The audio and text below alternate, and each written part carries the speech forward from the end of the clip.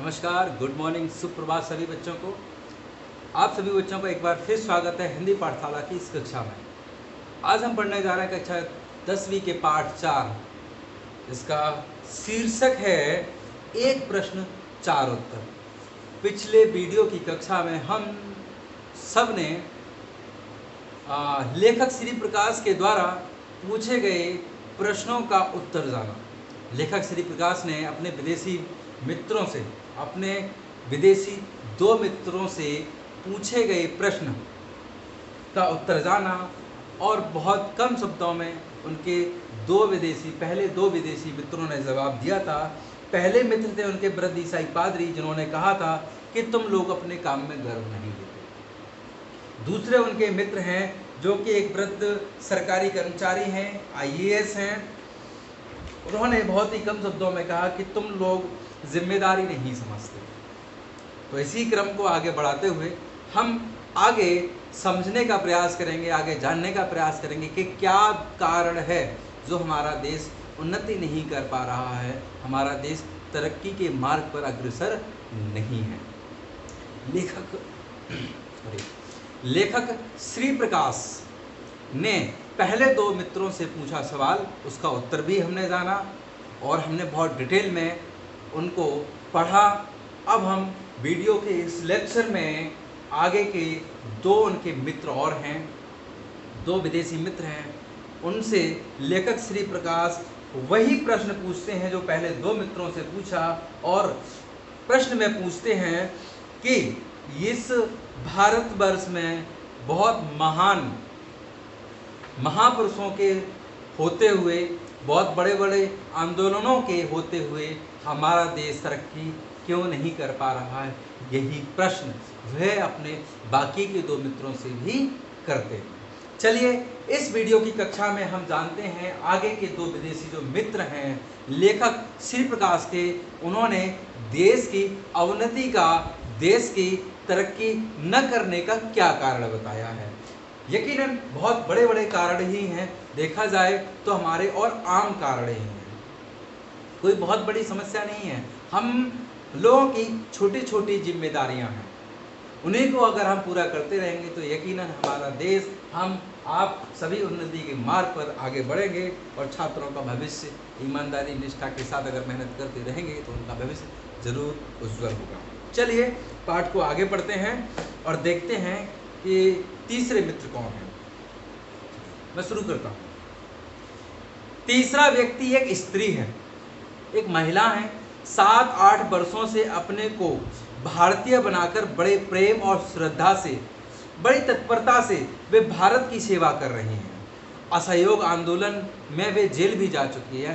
गांधी जी के द्वारा, महात्मा गांधी जी के द्वारा चलाए गए असहयोग आंदोलन में भाग लेने के कारण, अपना सहयोग देने के कारण वे जेल भी जा चुकी हैं।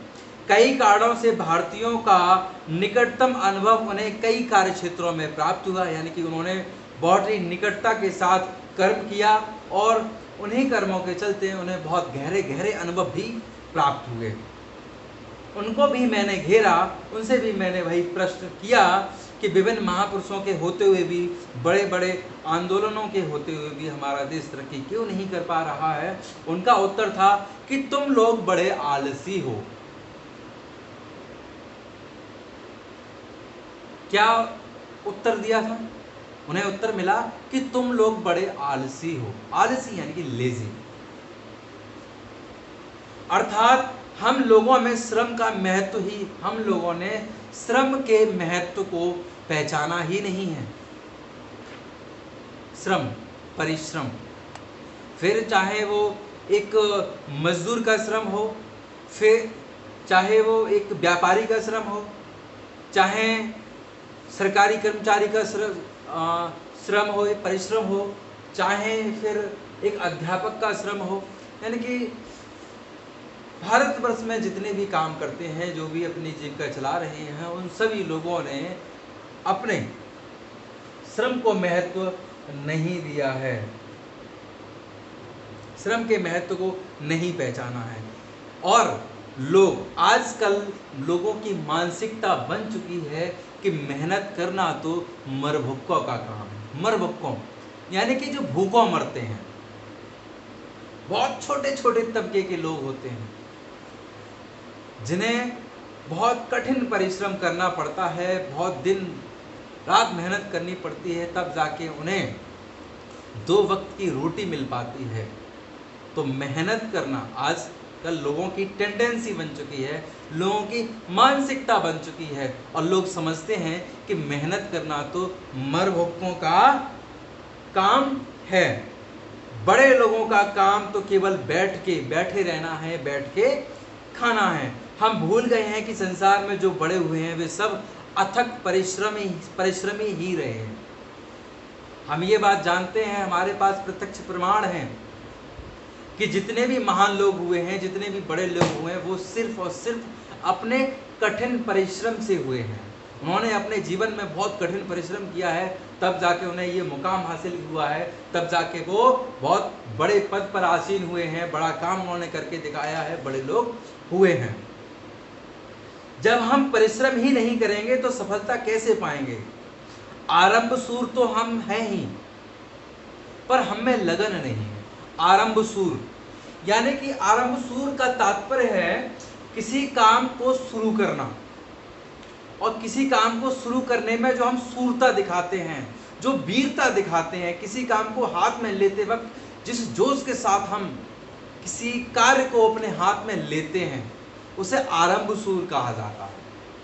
यानी कि स्टार्टिंग में हम जो उत्साह और एक बहुत हौसले के साथ काम को उठाते हैं, उसे आरंभ सूर कहा जाता है। वो तो हम हैं, यकीनन हम बहुत हौसले के साथ, बहुत साहस के साथ काम को करते हैं, और फिर लेकिन कमी क्या है? कमी इस बात की है कि लगन नहीं।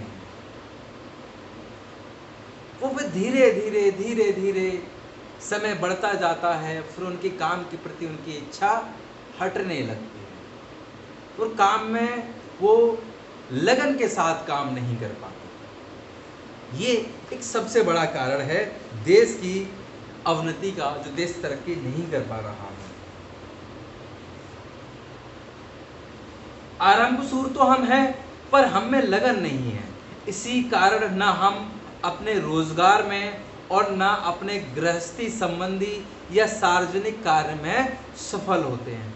रोने पीटने झीकने में जितना समय हम बर्बाद करते हैं, उतना यदि काम में बिताएं तो हम देश की और अपनी काया पलट सकते हैं, देश की उन्नति कर सकते हैं, अपनी उन्नति कर सकते हैं, अब इस अपने उज्जवल भविष्य की कामना कर सकते हैं। बशर्ते मेहनत करना आना चाहिए, बशर्ते अपने काम को पूरी ईमानदारी, निष्ठा, लगन के साथ करना चाहिए।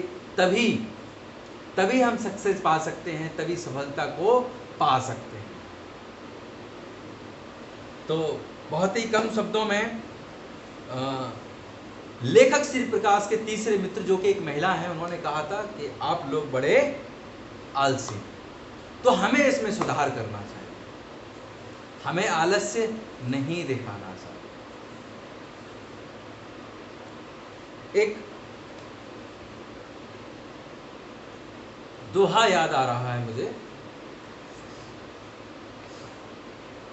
कल करे सो आज कर, आज करे सो अब, पल में प्रलय होएगी, काज करेगो कब। यानी कि हमें अपने काम को टालना चाहिए। अगर हम सोचते हैं ये काम कल कर लेंगे, नहीं, वो काम नहीं करना है, वो काम आज ही करना है, और आज की बजाय वो काम हमें अभी करना है। अगर ये टेंडेंसी हमने बना ली तो यकीनन हमारा कोई भी काम छूटा नहीं रहेगा। हम अपने कार्य में दक्षता हासिल करेंगे, हम अपने कार्य में प्रवीण होंगे, दक्ष होंगे। और जब आप अपने कार्य में, हमारे सभी बच्चे अपने पढ़ाई में पूरी मेहनत के साथ पढ़ाई करेंगे तो यकीनन बहुत ही अच्छे अंकों से पास भी होंगे और उनके भविष्य भी उज्जवल होगा।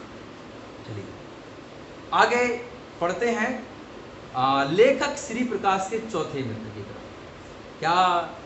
उनका क्या जवाब मिलता है वो हम पढ़ेंगे। चौथा व्यक्ति एक बड़ी वृद्धा स्त्री है। लेखक श्री प्रकाश के जो चौथे मित्र हैं वो एक बड़ी वृद्धा स्त्री हैं। वे संसार में प्रसिद्ध थीं। मेरे कुल से उनका बड़ा प्रेम था। मेरे पितामही तुल्य थी, पिता माता के समान थी, उनको भी मैंने तंग किया, परेशान किया। और कहते हैं कि आपने तो अपने 40 वर्ष हमारे देश की विभिन्न प्रकार की सेवाओं में लगा दिए। आपको बतलाना ही होगा कि हमारा क्या दोष है जिससे हमारी पूछते हैं कि आपको बतलाना ही होगा कि क्या कारण है, कि हमारा क्या दोष है जिससे हमारी उन्नति नहीं हो पा रही है, हमारी उन्नति नहीं होती। थोड़े में उनका उत्तर उन्होंने दिया कि तुम लोगों में उदारता नहीं है। बहुत ही कम शब्दों में उन्होंने उत्तर दे दिया कि तुम लोगों में उदारता नहीं है। अब विस्तार से हम देखते हैं कि इसका क्या तात्पर्य है। विस्तार से उदाहरण दे देकर उन्होंने बतलाया कि भारत में लोग एक दूसरों को आगे नहीं बढ़ाते। भारत में ये कमी उन्होंने नोटिस की कि यहाँ के लोग एक दूसरों को आगे नहीं बढ़ाते, एक दूसरे का सहयोग करके एक दूसरे की तरक्की सुनिश्चित नहीं करना चाहते। इसके कई कारण हो सकते हैं क्यों नहीं करना चाहते। लोगों में अभिमान भी है कि नहीं, मुझे ही बड़ा बनना है, मैं बड़ा बनूंगा, मैं सक्षम होऊंगा तो लोग मेरा सम्मान करेंगे। और अगर दूसरी सोच ये रखते कि मेरे साथ साथ मेरे अपने लोग भी, मेरे समाज के लोग भी तरक्की करेंगे तो हमारा देश भी तरक्की करेगा, है ना। ये बात हमें समझनी चाहिए। स्वयं को ही आगे रखना चाहते हैं। बूढ़ी नाविकों को अपनी योग्यता दिखलाने का मौका नहीं देते। उनके मरने के बाद उनका काम ही खराब हो जाता है। कभी कभी ये देखा गया है समाज में, ये बात बहुत समय पहले की है कि हमारे यहाँ आयुर्वेद का बोलबाला, यानी कि जो हमारी प्रकृति में पेड़ पौधे हैं, घास हैं, यानी कि जो वनस्पतियाँ हैं, उनसे दवाइयाँ तैयार की जाती थी और बहुत अच्छा इलाज होता था। हमारा देश हमेशा से अग्रणी रहा है आयुर्वेद में, लेकिन एक समय के चलते धीरे धीरे आयुर्वेद अपनी पहचान खोता रहा। और आज का समय है कि आयुर्वेद का प्रयोग बहुत कम किया जाता है, आयुर्वेदिक दवाइयों का प्रयोग कम किया जाता है। हालांकि पिछले कुछ सालों से 4-5 सालों से आयुर्वेद की पहचान बढ़ी है। लोगों ने आयुर्वेद की तरफ मुड़ना शुरू किया है, लोगों ने आयुर्वेद को समझना शुरू किया है, आयुर्वेदिक दवाओं का प्रयोग करना शुरू किया है। लेकिन एक लंबी समय तक आयुर्वेद ने अपनी पहचान खो दी थी। अब पहले समय क्या होता था, पहले हमारे यहाँ गुरुकुल परंपरा रही है, जहाँ शिक्षक अपने गुरुओं के साथ रहकर शिक्षा ग्रहण करते थे। परंपरा बहुत अच्छी थी। वहाँ गुरु अपने शिष्यों को शिष्टाचार सिखाते थे, हर तरीके की विद्याएं सिखाते थे। लेकिन समय धीरे धीरे बढ़ता गया। लोगों ने यहाँ हमारे भारतवर्ष में बहुत बड़े बड़े आविष्कार हुए, बहुत बड़ी बड़ी खोजें हुई, लेकिन कमी सिर्फ इस बात की रही कि लोगों ने अपने ज्ञान को आगे नहीं बढ़ने दिया। लोगों ने अपने ज्ञान को अपने तक ही सीमित रखा। मान लीजिए, फर्ज कीजिए मैं हूँ, मैंने किसी बहुत बड़ी चीज़ की खोज कर ली है और मैंने अपनी खोज को अपने तक ही सीमित रखा, तो मेरी ऐसी खोज का क्या फ़ायदा। जो व्यक्ति एक दिन आया है उसको जाना है, उसने अपने जीवन में जो ज्ञान हासिल किया है, अपने कठिन परिश्रम से जो ज्ञान हासिल किया है, अगर वो अपने ज्ञान का हस्तांतरण नहीं करेगा, अगर वो अपने शिष्य नहीं बनाएगा, अगर अपने शिष्यों को अपना ज्ञान नहीं देगा, तो उसका परिश्रम भी व्यर्थ है, उसका ज्ञान भी व्यर्थ है। ये हमारी कमी रही है। हमने अपने ज्ञान को सीमित कर लिया, लेकिन ज्ञान कभी भी सीमित होने वाली चीज़ वस्तु नहीं है। ज्ञान हमेशा विस्तार मांगता है, ज्ञान हमेशा फैलना चाहिए। ये हमें यहाँ से सीख लेना चाहिए। हमारा ज्ञान हमेशा बढ़ता रहे, हम अपने ज्ञान को बांटते रहें। तभी कहा जाता है ज्ञान बांटने से बढ़ता है। चलिए आगे बढ़ते हैं। वास्तव में वृद्धा की बातें ठीक थी। अंत तक पिता पुत्र को घर का काम नहीं बतलाता। ये बहुत देखा जाता है, ये समाज में बहुत अधिक देखने को मिलता है। आधुनिक युग है, ठीक है, आधुनिक युग है, हर व्यक्ति को पैसे कमाने की होड़ लगी हुई है, ठीक है, आप तरक्की करिए, किसी ने मना नहीं किया है। लेकिन एक पिता वहाँ कमी कर देता है जब अपने बच्चे के, अपने पुत्र के भविष्य के लिए वह अपने बच्चों को अपने घर के काम को नहीं समझाता, वहाँ बच्चा पीछे छूट जाता है। जब वह बच्चा, जिस बच्चे ने कभी गृहस्थ जीवन को नहीं समझा हो, फिर उसके बाद शादी के उपरांत वह गृहस्थ जीवन में आता है तो उसे बहुत बड़ी कठिनाइयों का, परेशानियों का सामना करना पड़ता है। सामाजिकता उसके अंदर नहीं रहती, गृहस्थ की बारीक चीज़ों को समझने का अवसर उसे नहीं प्राप्त होता। बाद में चल के यही उसकी परेशानियों का सबब बनती हैं, परेशानियों का कारण बनती हैं। तो यकीनन हर पिता की ये जिम्मेदारी बनती है, हर पिता की जिम्मेदारी बनती है, हर गुरु की जिम्मेदारी बनती है, हर सदस्य की जिम्मेदारी बनती है कि वह गृहस्थ संबंधी, व्यापार संबंधी, सामाजिक ज्ञान भी अपने पुत्रों को, अपने शिष्यों को, अपने सहपाठियों को हमेशा देते रहें। उनसे ही उनके ज्ञानवर्धन होगा, उनकी तरक्की होती रहेगी। बड़े बड़े गुणी और विद्या साधे लेकर मर गए, बहुत बड़े बड़े गुणी लोग हुए। ये मैंने आपको सिर्फ आयुर्वेद का उदाहरण दिया था, सिर्फ आयुर्वेद ही क्षेत्र नहीं है, बहुत बड़े बड़े प्रयोग भी हुए हैं भारतवर्ष में, लुप्त हो चुके हैं। लुप्त क्यों हुए? लुप्त इसी कारण से हुए कि लोगों ने अपने ज्ञान को आगे बढ़ने ही नहीं दिया, सीमित रख लिया अपने तक। तो ज्ञान जब सीमित रहेगा तो आगे बढ़ेगा नहीं, तो वो लुप्त ही हो जाएगा। बड़े बड़े गुणी अपनी विद्या अपने साथ लेकर मर गए। इस कारण कितने ही वैज्ञानिक आविष्कार, औषधियां आदि लुप्त हो गई। पेशों में इतनी प्रतिद्वंद्विता हो गई है कि बड़ा छोटे को काम नहीं सिखलाता। बड़ा आदमी, ये प्रतिस्पर्धा जिसे कह सकते हैं, कंपटीशन जिसे कह सकते हैं, वो इतनी बढ़ चुकी है कि एक बड़ा आदमी किसी छोटे आदमी को काम नहीं सिखलाना चाहता। अगर वो एक बड़ा आदमी अपना काम किसी छोटे को आदमी को सिखलाएगा तो यकीनन छोटे आदमी भी तरक्की करेगा। छोटा आदमी तरक्की करेगा, उसकी जीविका बढ़ेगी, उसके जीवन यानी कि जीने का जो स्तर है उसका वो भी बढ़ेगा। तो बड़ा आदमी तो नहीं चाहेगा कि छोटा आदमी बड़ा होकर ऊपर पहुंच जाए। यही कमी है हमारे समाज की, हम लोगों की। हमें खुद तो आगे बढ़ना चाहिए, हमें अपने साथ भी लोगों को आगे बढ़ाते रहना चाहिए। ये हमारी नैतिक जिम्मेदारी है, नैतिक कर्तव्य है, नैतिक उत्तरदायित्व है। चलिए, सार्वजनिक जीवन में तो हम बीभत्स दिख पड़ते हैं कि चित्त व्याकुल हो जाता है। हमारा जो मन है, हम जो सार्वजनिक जीवन में जो एक दूसरे के प्रति घृणा देखते हैं, उससे मन बहुत ज़्यादा परेशान हो जाता है, व्याकुल हो जाता है, बहुत ज़्यादा हम हताश हो जाते हैं ये चीज़ देखकर। कितना काम बिगड़ता है, इसकी तरफ कोई ध्यान ही नहीं देता, और काम ऐसे ही बिगड़ते जाते हैं जब हम अपने ज्ञान का हस्तांतरण नहीं करेंगे, अपने ज्ञान को हम सीमित रखेंगे, अपने ज्ञान को हम आगे नहीं बढ़ाएंगे, तो हमारा काम बिगड़ता ही जाएगा। एक संस्था, एक उदाहरण के माध्यम से समझाना चाहूँगा।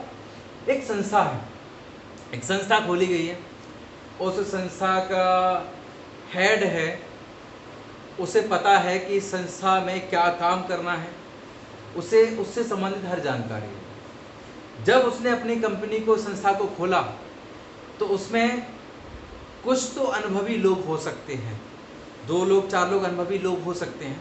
वो अनुभवी लोग अपने मालिक से मिल के विचार विमर्श करेंगे और अपनी संस्था को आगे बढ़ाने का प्रयत्न करेंगे, प्रयास करेंगे, काम करते रहेंगे।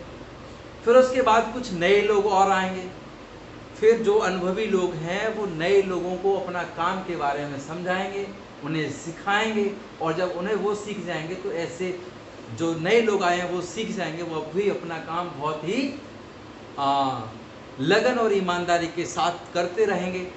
और ऐसे ही करके काम करते रहेंगे तो फिर चाहे कोई संस्था हो, सरकारी संस्था हो, वह दिन दूनी रात चौगुनी तरक्की भी करेगा।